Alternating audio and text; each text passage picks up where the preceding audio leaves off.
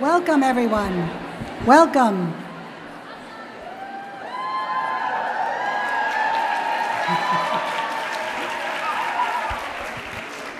Welcome to Convocation. This marks the beginning of the academic year. It's wonderful that you can all be here today, and I'm so pleased to be with you. I was hoping for a sunny day, and I got one, but it was a little complicated, so we decided to come inside. I want to begin by thanking the student groups, Wellesley Blue Jazz and Jan Valou, for bringing their music to the reception and procession, and I look forward to hearing the Wellesley College Choir. I appreciate your scrambling to practice upon your return to campus. So now, please stand as the choir will lead us in singing the Alma Mater.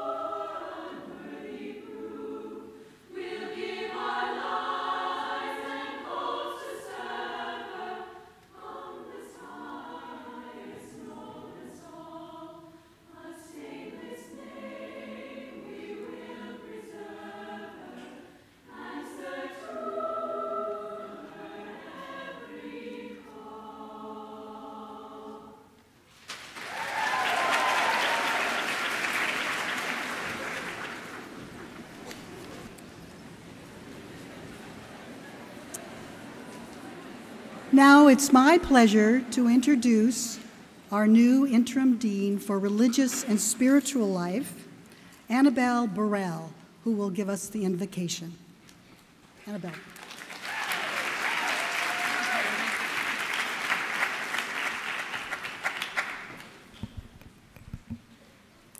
Thank you, President Bottomley. Along with the President and with my colleagues in the Office of Religious and Spiritual Life, a hearty welcome to this new chapter in your lives. I'm from South Africa, and I'm probably the only one who loves this weather. Bring it on. As many of you, I'm a newbie. This is my third day at Wellesley. Wow. And I don't know about you, but I'm tremendously excited, and I have to admit, a little bit nervous. But that's understandable, because new beginnings invariably take us to new places. So over the coming year, as we walk the paths of Wellesley, we're very honored to be walking in the footsteps of some remarkable women who have walked here before us and since then have made a radical impact on the world.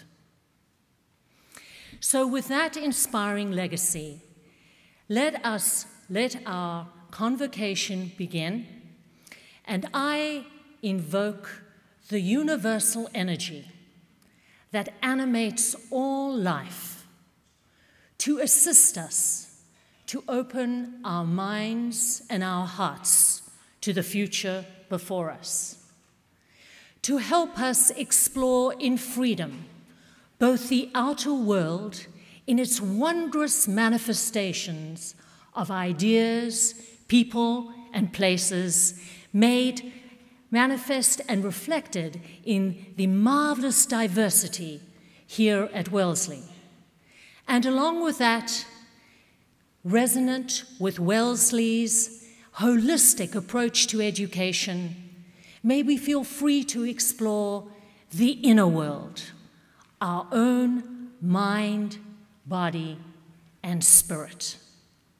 And so, to openness, to freedom, to exploration, let our convocation continue.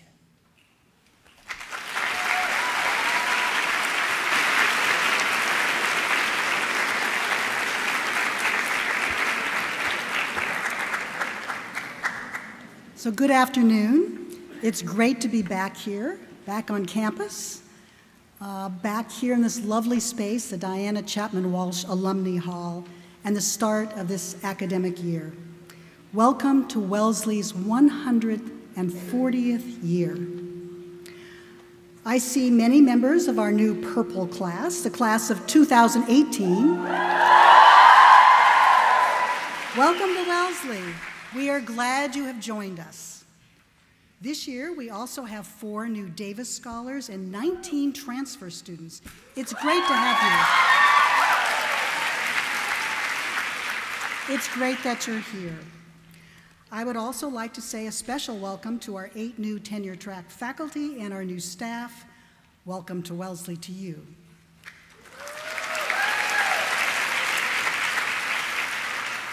To the green class of 2017, congratulations. You are old hands now. Welcome back. To the red class of 2016, welcome to the second half of your Wellesley experience. It's wonderful to see you all here.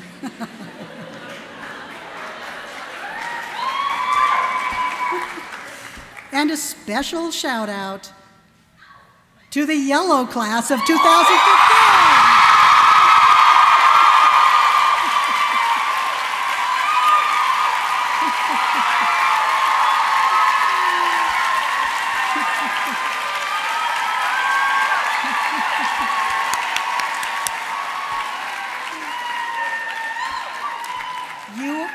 You are now officially the senior class of Wellesley College.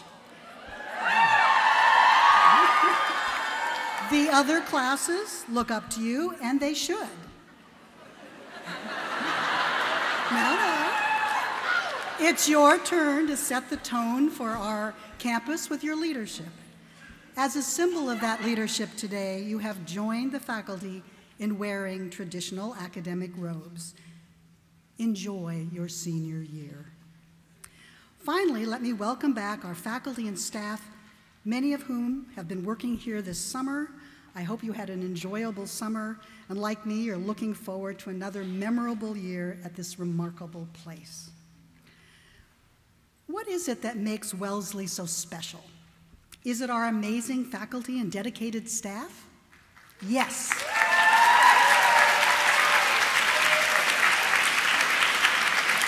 Is it you, our bright and capable students? Yes. Is it our beautiful campus, our commitment to the liberal arts, our inspiring alumni? Yes, yes, and yes. Today, I want to talk to you about another aspect of Wellesley that is critical to our identity and to our impact, and that is the importance of being a women's college. Let me begin with a statistic.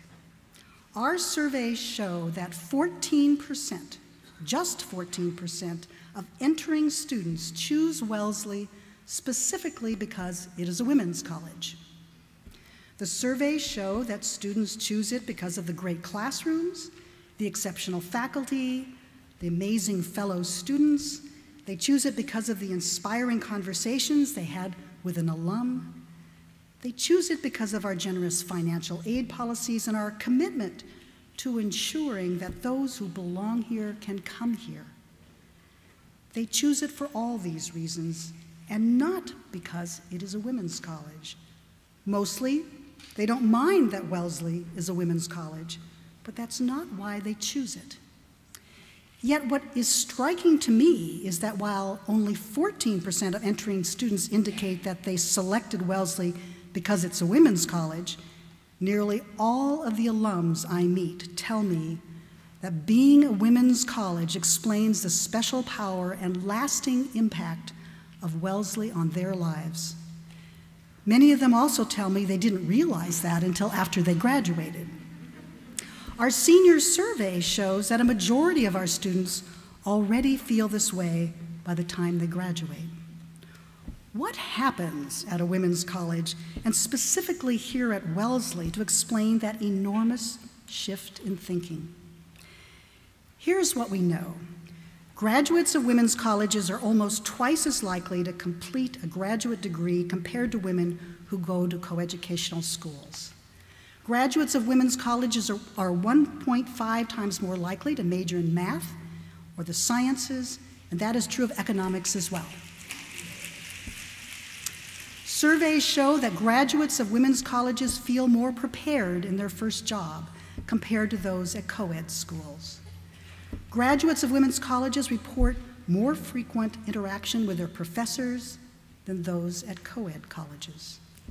Graduates of women's colleges have access to more leadership positions and training than those at co-ed colleges. Only 2% of women attend women's colleges, yet graduates of women's colleges represent more than 20% of women in Congress and 33% of women on Fortune 1000 boards. That's pretty amazing. And Wellesley leads in these percentages. So let me tell you about a few Wellesley alums mentioned in the news just this past year. Joanne Berger Sweeney, class of '79, selected the first African American and first woman president of Trinity College. Victoria Budson, '93, named one of CNN's top 10 visionary women. Ioana Petrescu, '03, elected Romania's first woman finance minister. Kate Leonard, 12, working on the script team for Netflix series House of Cards. Diane Sawyer, 67, interviews Hillary Clinton, 69, about her presidential run. Julia Collins, 05, has the second best winning record and the best woman's record on Jeopardy! Jocelyn Benson, 99, appointed Dean of Wayne State Law School. Sue Wagner, 82, appointed to the Apple Board of Directors. Persis Druhl, 77, appointed the first woman Dean of Engineering at Stanford. And if that wasn't enough for Stanford, Sandra Horbach, 82, appointed the first woman chair of the board for the Stanford Business School. And this was not an unusual year. You have probably seen the photographs of many of our accomplished women on the walls in this building. If you haven't, you really should go and see them. They all attribute much of their success to their years at Wellesley. Is part of the explanation for the accomplishment of Wellesley alums that we only admit very smart women who have demonstrated great potential? Of course this is part of the explanation. But there are smart women with great potential at good coeducational schools as well. So what does account for our success? And I think two things matter. The first is the classroom experience. We know what happens in the classroom here. The challenging and active Wellesley classroom experience makes it possible for each of you to be able to say to yourself with complete confidence, if I need to know that, I can learn that. Recently, in an interview in Atlantic magazine, T.J. Jarrett, Wellesley class of 1995, who's a poet and a computer programmer, said, "The most important thing I learned at Wellesley was critical thinking, the ability to make pursuit of knowledge a lifetime goal rather than a means to get out of a class. I learned all knowledge is fungible. You think you're taking a class in literary theory, but what you're really learning is to think deeply and systematically." T.J. Jarrett has nailed it. The overarching purpose of a liberal arts education is exactly that, imparting those broad skills that serve you so well in your career and in your life. She implies that accumulating A's is not the result that matters. Learning to think deeply, getting excited about ideas, becoming passionate about scholarship, those are the beneficial things.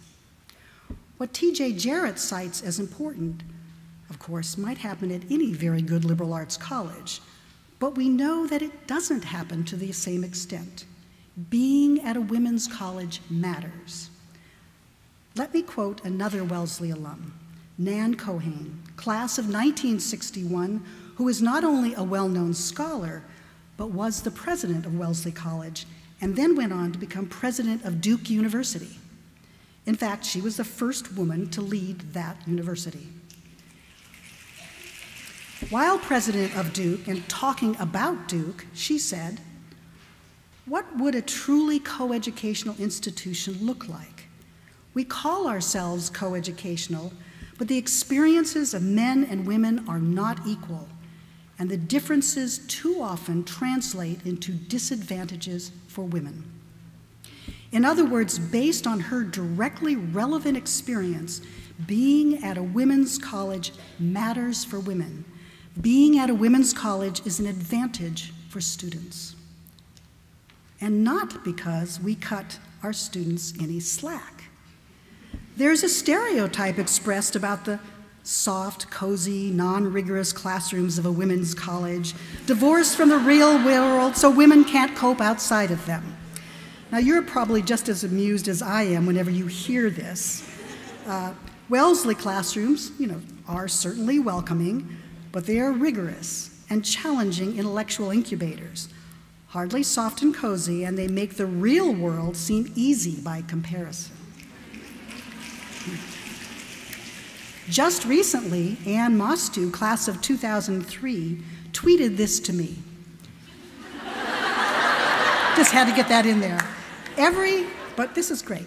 Every time someone says lean in, I think we learned that on day one at Wellesley.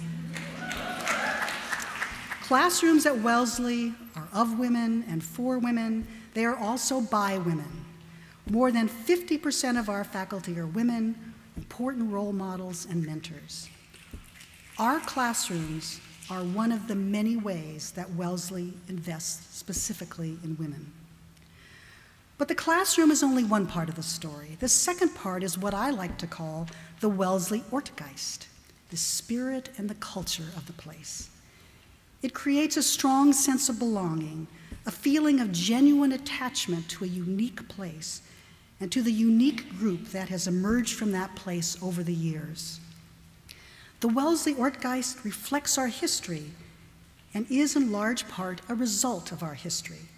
Our founders, Henry and Pauline Durant, were clear in their belief in the importance of women's education. In 1875, Henry Durant declared, "The higher education of women is one of the great world battle cries for freedom, for right against might." That conviction, and certainly the act of establishing a women's college equal to other colleges available only to men at the time, was a bold and radical notion in the 19th century. And it began the development of our group identity. The Durants also emphasized merit over class, insisting they wanted as much calico as velvet on campus. They also insisted on an education for women that was, in Henry Durant's words, as good as Harvard's. And now, of course, we know that it's better. Our revolutionary beginnings led to the development of traditions that still today foster bonds among our students and alums. Our revolutionary beginnings also led to our attracting uniquely dedicated and capable faculty throughout our history. The spirit of our founding lives on and strengthens our group identity. This spirit of Wellesley is continually refreshed and reinforced by two things: our residential life and our Wellesley network, which combine to produce a lifelong feeling of belonging to a large and significant group. Studies suggest that friendships developed at women's colleges persist longer than others. Whatever the reason, this is certainly a Wellesley characteristic, as is very evident at reunion each year. As Beth Havens-Choi, class of 1958, notes, attending Wellesley ensured that I would have, all through these many years, bright and intelligent people in my life. They were a constant. There was comfort and is comfort to be had in having Wellesley thinkers and doers as friends, acquaintances, and as instructors. And here is another example. This summer, one of our alumni, Connie Hungerford, Wellesley class of 1970, was named interim president of Swarthmore College, where she was previously provost and a longtime professor of art history. Connie told me that upon her appointment, her Wellesley friends sent her a beautiful bouquet of flowers. She was touched by this sentiment from her Wellesley friends, and she said she had to smile when she read the card, which included a misspelling, thanks to the florist.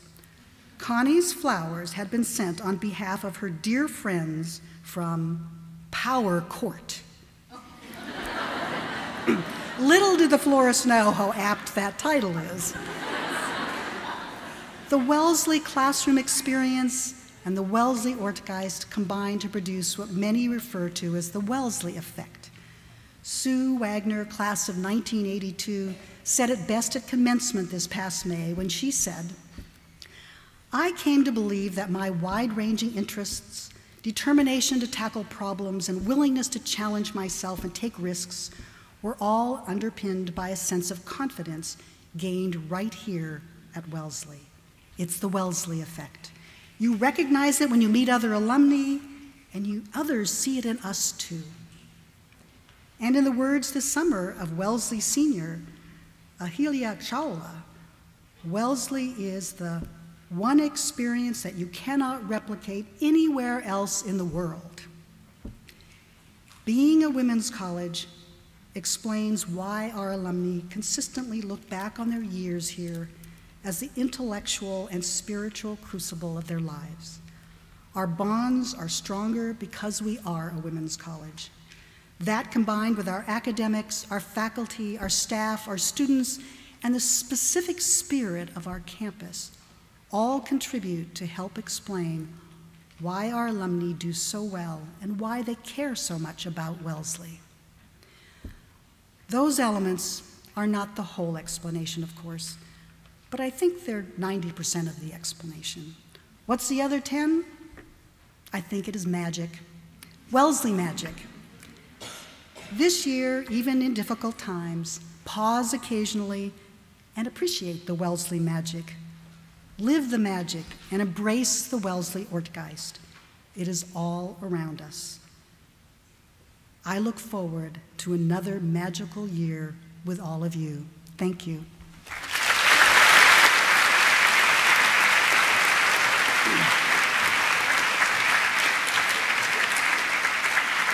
Now, we will hear from Provost and Dean of the College, Andy Shannon.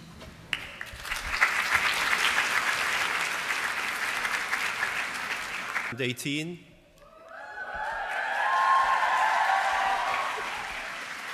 And welcome back those of you in the classes of 2016 and 17. And inevitably, last but not least, I salute the senior class of 2015.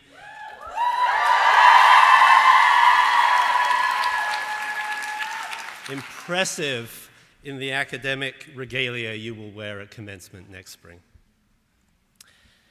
I imagine many of you are thinking to yourselves, who is this guy?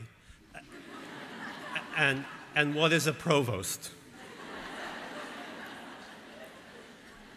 Well, I'm English by birth, so you don't need to worry that this speech is going to be embarrassingly confessional.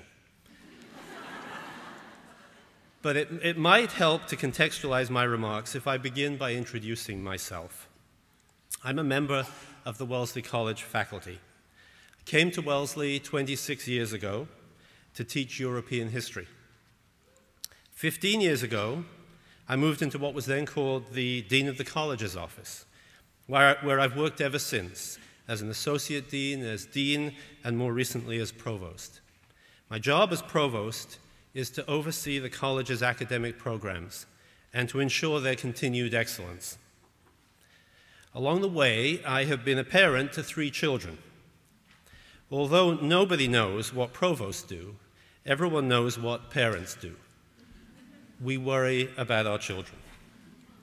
When my oldest child applied to college almost a decade ago, I had an epiphany that has influenced the way I approach my job ever since, and that I share each fall in a letter to thousands of other parents, the parents of prospective Wellesley students. When one goes on college tours with one's children, one tends to hear a lot of talk about averages, percentages, totals, aggregates. But to a parent, there is only an N of 1. And the only question that counts is, will my student thrive in this college and receive the education she deserves? In my letter to parents, I make the claim, which I sincerely believe, that this college comes as close as any to enabling each and every student to develop her academic potential to the fullest. We have a curriculum of unrivaled breadth and richness for an institution of our size. We have a lower student-to-faculty ratio than virtually any of our peers. Above all, we have extraordinary people, faculty and others, who combine deep expertise in their fields with equally deep commitment to engaging and supporting every Wellesley student. Of course, we are not and can never be perfect, but my pledge to the parents is that we will never be complacent. We will continually measure our performance against our aspirations and push ourselves to ensure that our educational program, not just what we teach, but the way we teach, the way we structure our curriculum, the way we advise and mentor, maximizes learning for every single student. Now, here we are in 2014. College admission tours are, for me, alas, a thing of the past. My children's college years are mostly behind them, and I find myself having a new epiphany. Being admitted to a good college and thriving in college is not the end of the story. Now, with the sky-high cost of tuition and an economic and employment landscape marked by accelerating change and competition on a global scale, my parental anxieties are directed at what will happen after college. I bet many of you and your families have asked the same questions I'm asking. How will flourishing in college translate into flourishing after college? What career opportunities will a liberal arts degree open up? How effectively will these years of deeply satisfying intellectual and personal growth prepare for satisfying career paths and personal lives beyond the bubble? If I were writing a new letter to parents, these are the questions I would feel compelled to address today.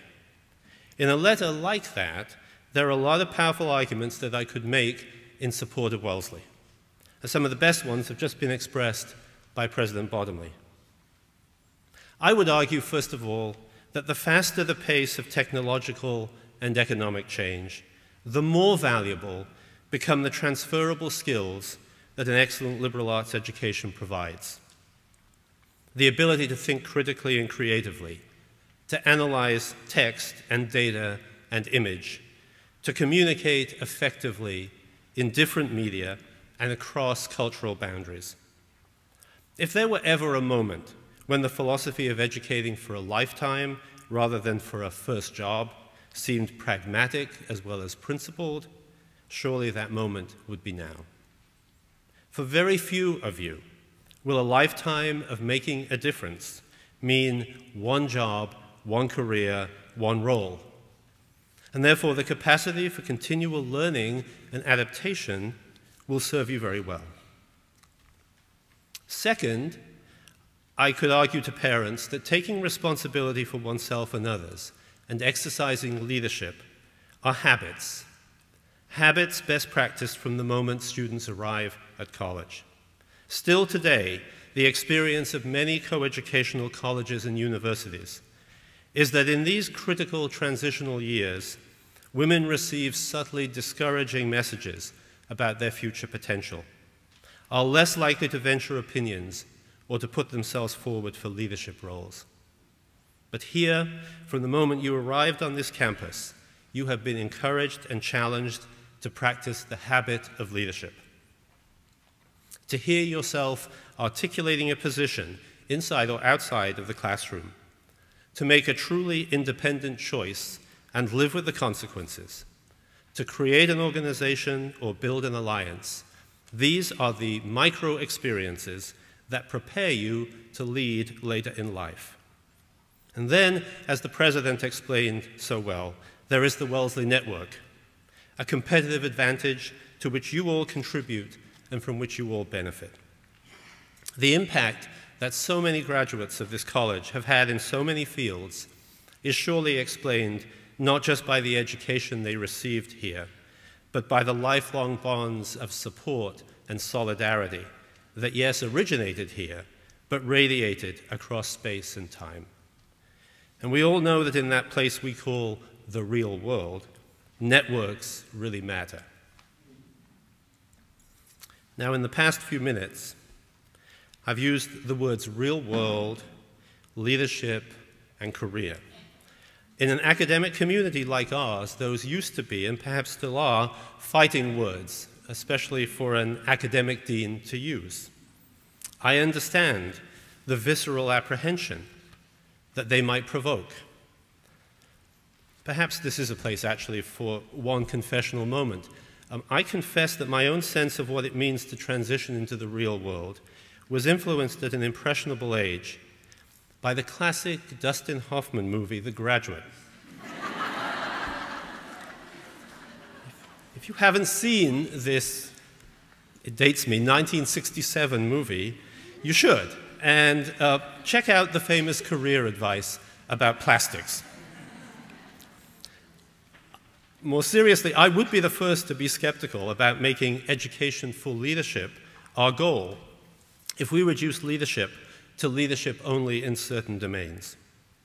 If the only or primary measure of a Wellesley education became the average starting salary of our graduates, high as we would like it to be, or the average salary 10 years out, high as we would like it to be, I would be concerned that we had lost our way. Liberal education has an intrinsic purpose and value. It opens minds and consciences. It expands imaginations before life, in a certain sense, begins to narrow them. But fundamentally, I don't believe we have to make a choice between the integrity of liberal education and the need to support and prepare you for successful and satisfying career paths after Wellesley. We can define leadership in a broad and inclusive way that identifies it with the act of innovation or the expression of conscience or the construction of community, as much as with being at the top of a hierarchy. Not all leaders sit on stages or wear business suits. Some do, many don't. Similarly, we can be intentional about expanding career opportunities without betraying the intrinsic value of the liberal arts disciplines we teach here. Just as our educational philosophy frees students to pursue your own intellectual passions, we can and should support your career paths wherever they lead, into the arts or education, into public service, into business, into activism, into science or medicine, wherever. I'm encouraged to the view that this is not an either-or proposition, in part by the initiatives that our own faculty are already taking. The English department, for example, has expanded its outreach to alumni who majored in that field, and recently held a series of events designed, in their words, to increase awareness of potential careers for English majors.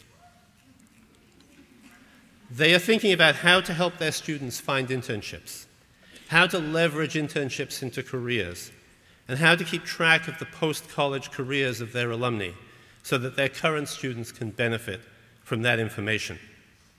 All, of course, at the same time that they and their students, to quote my colleague Dean Lynch, are still reading Milton together, still scanning iambic pentameter, still debating the meaning of the last lines of Ode on a Grecian Urn. In this hyper-competitive environment, when there is such anxiety, misplaced or not, about the capacity of liberal arts disciplines to compete with more directly pre-professional education, what the English department is doing is the right and necessary thing to do. In effect, what my colleagues are saying is that attending to the connection between college and career, or if you will, college and life, is not just the job of one center or department on campus. It is the responsibility of the whole college. Is there any faculty member at this college who does not want to give her or his students every conceivable advantage in their work lives after Wellesley? Could not the same be said of all the administrators who work with students, or of our alumni, or of parents or families? What the college needs to do is to integrate the efforts of all Wellesley's communities into a comprehensive program that provides college-to-career support to all of you, not just to seniors. Tailors that support to your evolving interests, aspirations, and needs as you progress through 4 years here. I still stand by my letter to the parents of prospective students. The educational opportunities Wellesley offers are by any standard exceptional. But really, we should be able to make the same kind of claim about your thriving after Wellesley as we make about your thriving here. I understand that this is ambitious, but ultimately it is the goal most consistent with our historic aspiration to educate women for leadership and to exercise leadership on behalf of women. This college-to-career issue will not go away.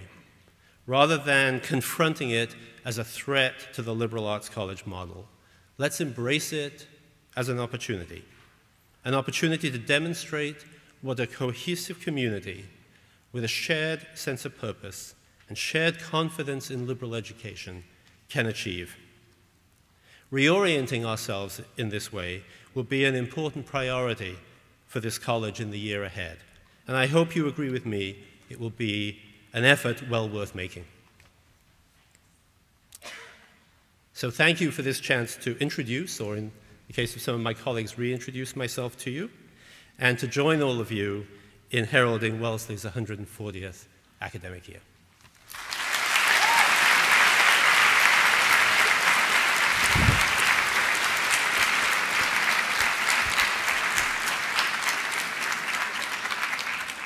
It's now my pleasure to introduce Catherine Tran, class of 2015, Chief Justice.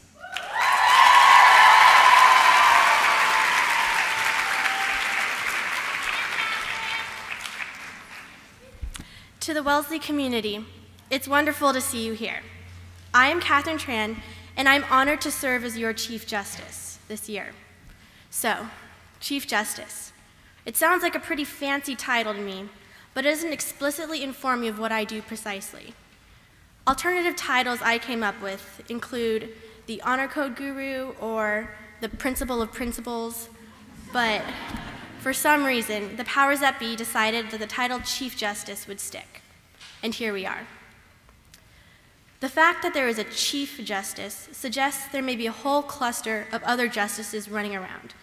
Where are these justices, you ask? A fair question. Well, special reports tell me that hundreds of them are sitting in Alumnae Auditorium right now listening to their chief. That's right. You all are the justices of Wellesley College with a capital J. Because upholding the honor code on this campus is supposed to be the work of more than just a small subset of people. It only works if everyone buys into the idea that we ought to care about the community as much as we care about ourselves. So, before I invite you to buy in, I have a few remarks about what it means to uphold our honor code. Firstly, upholding the honor code requires intentionality. I suppose one could autopilot through Wellesley and manage to not violate the honor code. But not violating something is so much more passive and different than actively upholding that same thing. We should also note that, just like with autopilot settings, mindlessness introduces an element of risk, but the risk in this case is an honor code violation. Perhaps we didn't know our actions were breaking any rules, or maybe we didn't even know the rules in the first place. As we can see, these sorts of situations highlight the need for us to A, be mindful, and B, clearly express our expectations of one another as a community. Furthermore, the deliberate choice to act honorably involves asking things like, am I acting with respect for the community? Are my actions full of integrity? Is this what a life of honor looks like? In all spheres of our lives, from academic to residential to social. Inevitably, we will come upon some tough times, which test our commitment to honor. However, while we cannot control everything that happens to us, we can almost choose how to act next. The world can mistreat us and minimize us and establish a patriarchy and keep us from registering for the courses we want. But if the world is unfair to us, does that justify our choice to act unfairly in response? I mean, that seems like the knee-jerk response, but let us all remember, what is right and what is easy are not necessarily one and the same. Lastly, the honor code brings us together to form an irreproducible type of community at Wellesley. We have brilliant faculty, staff, and friends who eagerly make sure the resources we might need are never more than a simple ask away. The Wellesley community transcends time by continuing to support us even after we receive a diploma, and it transcends space by existing even when we step off this campus. This Wellesley factor stems from the same exact values that form the foundation of our honor code: honesty, integrity, respect. Bottom line, we're not alone when we're honor code bound together. If I've sold you on the honor code now, or if you've been sold on the honor code ever since applying to Wellesley, I now invite you all to demonstrate your commitment to these ideals. You can do so by standing and reciting the honor code as printed in your program.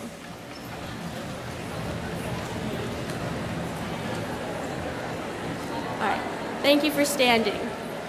Hands up for sincerity. All right, and we will begin now. As a Wellesley College student, I will act with honesty, integrity, and respect. In making this commitment, I am accountable to the community and dedicate myself to a life of honor. Excellent. Please be seated.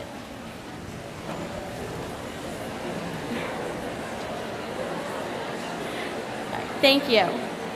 To all my justices out there, to all my justices, I believe in you, and I believe in the honor code, even though some might question the point of an honor code since the real world can be starkly different from Wellesley's familiar community. But if we can prepare ourselves to bring a bit of Wellesley out there and transform even the smallest corner of the globe, then our work here will always be worth a shot. Always. Thank you again for allowing me to serve you, and I wish you all the very best this year.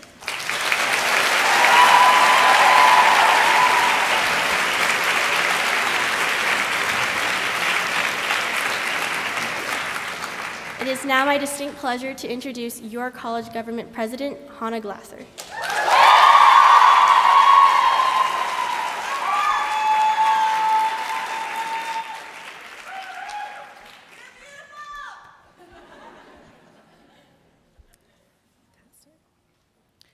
Thank you to President Bottomley, Provost Shannon, Dean Burrell, and Catherine for their words today, and welcome to faculty, staff, students, and friends. This is a special day, a new beginning. For some of us, the gold and yellow class of 2015, it's the beginning of the end. It's such a gift to share this moment with all of you. Siblings, today I'm going to start where we began. Do you remember what the first day at Wellesley feels like?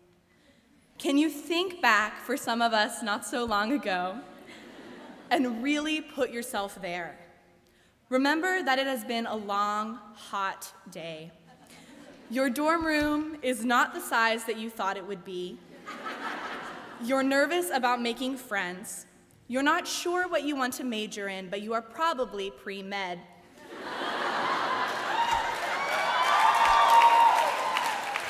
You have no idea what to expect, and that makes you equal parts nervous and excited.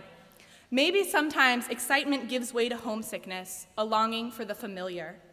You are positive that you are the only person experiencing this particular blend of euphoria and nausea. You're not. More than that, though, do you remember the first moment at Wellesley where you didn't feel alone? I do. The scene played it out that same night I moved in by a lake.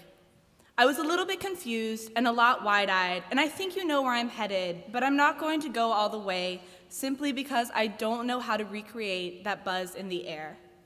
I don't know how to create in this space that feeling where you breathe and are acutely aware that everyone around you is breathing the same air. That knowing that if you stretched out your hand in the dark, someone else would certainly take it, and that you would run into the water together. Catherine spoke quite a bit about community, and in the past week, I've been thinking about that word a lot. What does it mean? How does it manifest itself here? How can we claim a piece of it on our own terms? Not as alums, as part of the famed W network, but in this moment. You see, as soon as we wake up the morning after the lake jump, we go about finding where we fit in. We want a place that feels safe, where we can be ourselves. Sometimes we find it where we didn't expect it. Sometimes it takes it longer than we thought it would, but most of us find our people sooner rather than later. This community is inevitably smaller than the one assembled on Green Beach and the group that is sitting here now. Seniors, at this point, the people left in our lives are the ones that we have scheduled in our classes, in our organizations, and in our pre-existing friendships. And that's not a bad thing. How lucky we are to have our many communities, to have our support systems, to have friendships that affirm us and light us up from within. Treasure those. But if we take a moment to look up from where we find ourselves, we may discover that same light all around us. Everyone sitting with you right now is an entire universe. This is something that you're aware of in your first moments at Wellesley when you look around and feel that euphoric nausea. But then you get settled, and you maybe forget. Sometimes we don't know that we've lost that until we're reminded of what it feels like. We catch flashes of it at Let Me Speak, at step singing, at gatherings like this. And it's a real shame because not only is everyone around you a universe, they may also be light years away from where they began that first day. Think about how much you've grown as a person, and now multiply that by 2,400. Look, for some, Wellesley is exactly what you want it to be, and for others, it's not quite there yet. No matter where you are on that spectrum in this moment, I think it's important to remember that things could have been drastically different for no reason at all. What if your first-year roommate had been that person who lived down the hall? What if, instead of singing in the choir, you had joined the crew team? What if after that one big fight, you had been willing to say you were sorry? And what if after another, you were strong enough to say that you'd had it? What if you'd taken that course that had nothing to do with your major, or gone up to that girl, you know, the one that you always wanted to be friends with, and told her that you really liked what she had to say in class? What if this was the start of a beautiful friendship? What if, instead of finishing that pea set, the two of you had gone down to the dock and looked at the stars? What if you'd kissed? We we can have immense gratitude for what we have now, while at the same time recognizing that it's never too late to flex, to claim pieces of the things that could have been or almost were, to leave our mark on this place and each other, to not miss out on something special. So take risks. No matter where you are in your time at Wellesley, stay willing to ask questions, try something new, and make yourself vulnerable. Class of 2015, let there be one more person that you can make eye contact with during the commencement ceremony a few short months from now and smile knowing that you shared something. Let us collectively take this year and build those things that bind us together, to stand up for each other and reclaim that feeling by the lake where you are everyone around you. I can sum it up with an old maxim repeated by an alum who shall remain unnamed during her summer book tour for a book that may or may not proceed to run for office that shall also remain unnamed. This alum spoke in reference to international diplomacy, but this is as applicable to international diplomacy as it is to the preschool playground. Make new friends and keep the old. One is silver, and from where I stand, there's an awful lot of gold. Thank you.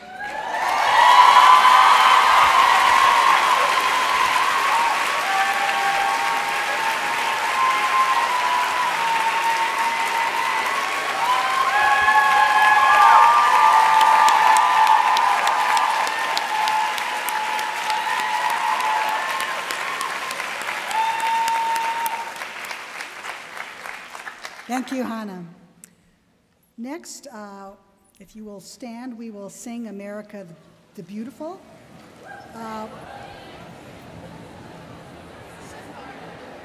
We will be led in our singing by Keelan Nave, a class of 2014.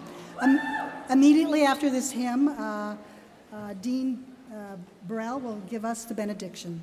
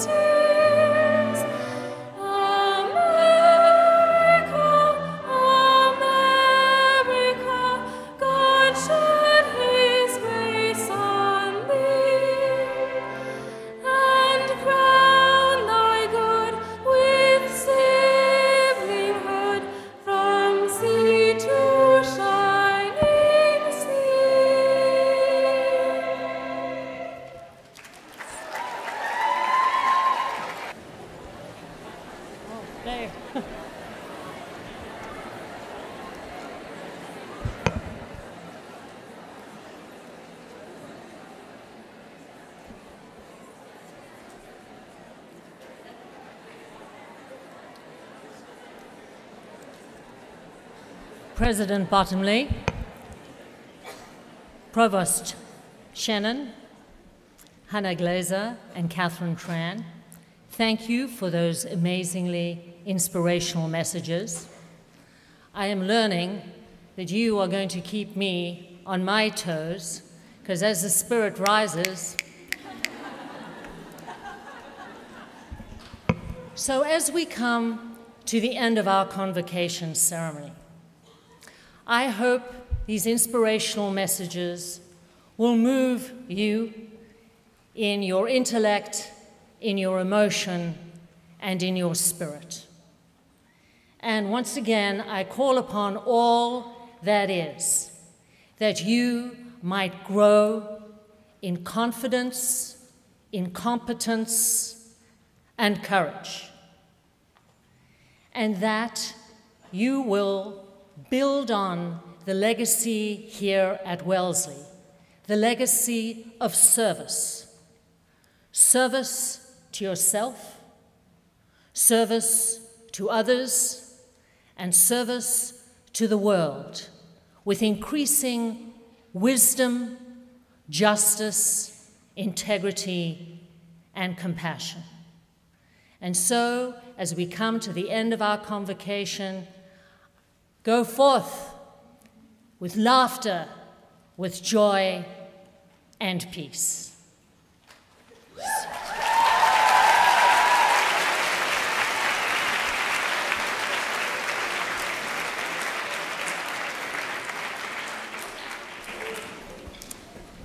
This concludes our convocation ceremony. Faculty, please follow the convocation marshals to process out of the amphitheater. Students, please remain in your seats for step singing, one of our oldest traditions. Faculty and staff, you're welcome to stay for step singing, and if you want to, please congregate at the back of the auditorium. Thank you, everyone.